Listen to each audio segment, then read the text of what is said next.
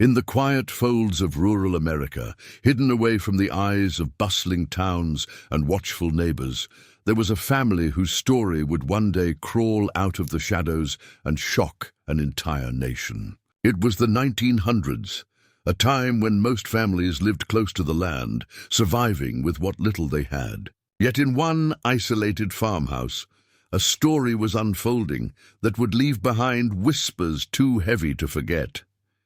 There were siblings, raised under the iron will of a father who trusted no outsider and kept his children far from the world beyond their fields. The walls of the home carried secrets, and the silence within them was not the silence of peace, but of control. Children grew up with no teachers but their own kin, no friends but the brothers and sisters who shared their blood, and no rules except those written by the patriarch's voice. As the years went by, the lines between right and wrong blurred, and what began as isolation grew into something far more disturbing.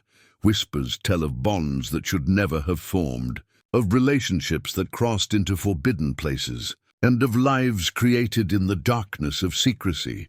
The siblings, locked away from the outside world, began producing children of their own, children who carried both the mark of innocence and the weight of a curse they never asked for. Some of these children were born frail, their features twisted by the hands of fate, while others bore haunting resemblances to both brother and father. The family continued as if nothing was wrong, refusing help, denying outsiders, and burying their shame beneath the soil of their land.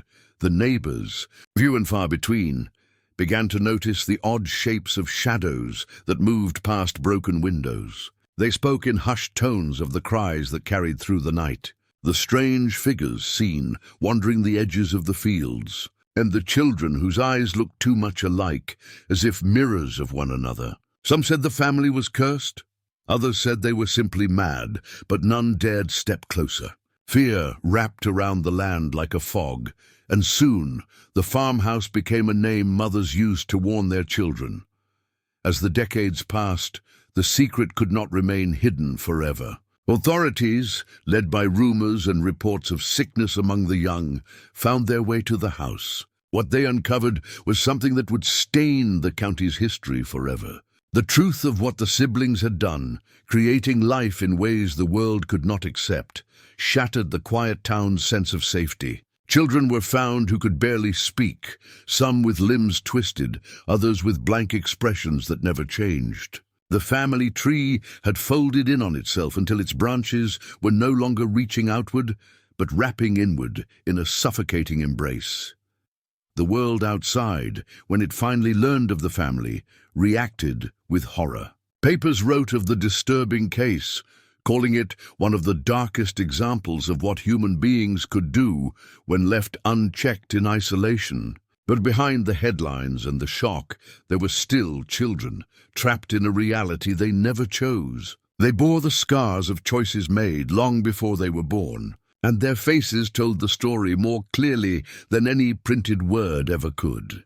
In time, the house stood empty, its walls peeling, its roof sagging, and its silence finally unbroken by the cries of the young. But the memory of what happened there lived on.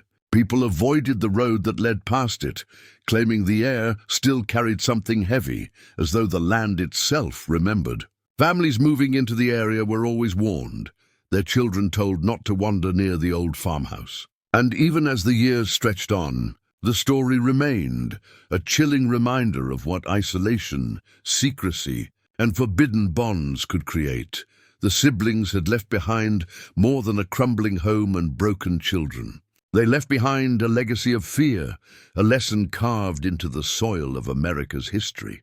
And though time washed away the names, the tale remained, told in whispers at night, of the family whose production shocked everyone and became the most disturbing case of its kind.